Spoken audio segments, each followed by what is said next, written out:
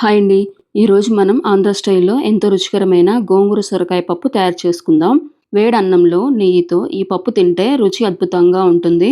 మరి తయారీ విధానం చూద్దాం. ముందుగా ఒక కట్ట గోంగూర ఆకుల్ని శుభ్రంగా కడిగి పూర్తిగా ఆరబెట్టుకొని పక్కన పెట్టుకోవాలి. అలాగే సొరకాయని తొక్క తీసి చిన్న ముక్కలుగా కట్ చేసి పెట్టుకోవాలి. ఒక ఉల్లిపాయ, పచ్చిమిర్చిని కూడా తరిగి సిద్ధంగా పెట్టుకోవాలి. ఒక కప్పు కందిపప్పుని ఒక గంట పాటు నానబెట్టుకుంటే త్వరగా ఉడుకుతుంది. ఇప్పుడు కుక్కర్‌లో నానబెట్టిన కందిపప్పును వేసి పెద్ద గ్లాస్‌తో 2 గ్లాసుల నీళ్లు పొయ్యాలి. తర్వాత సొరకాయ ముక్కలు, అలాగే ఒక కట్ట గోంగూర, తరిగిన పచ్చిమిర్చి, ఉల్లిపాయలు వేసుకోవాలి. ఈ పప్పు అన్నంలోకే కాకుండా వేడిగా ఉన్న రాగి ముద్దలోకి, ఇంకా రోటీస్‌లోకి కూడా బావుంటుంది. ఓసారి ట్రై చేయండి. ఇప్పుడు 2 టీ స్పూన్ల కారము, కొద్దిగా పసుపు, వెల్లుల్లి రెబ్బలు కూడా వేసి అన్నింటినీ ఒకసారి కలుపుకుంటే కలుస్తాయి.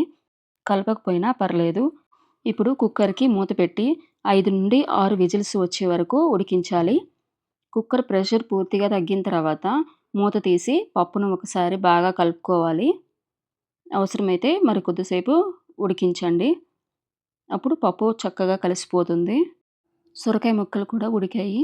ఇప్పుడు ఈ పప్పుకి తాలింపు సిద్ధం చేసుకుందాము.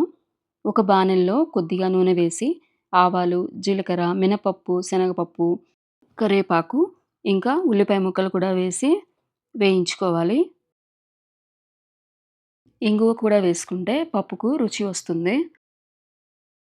ఈ తాలింపు వేగిన తర్వాత ఇందులోకి ఉడికించిన పప్పును వేసుకొని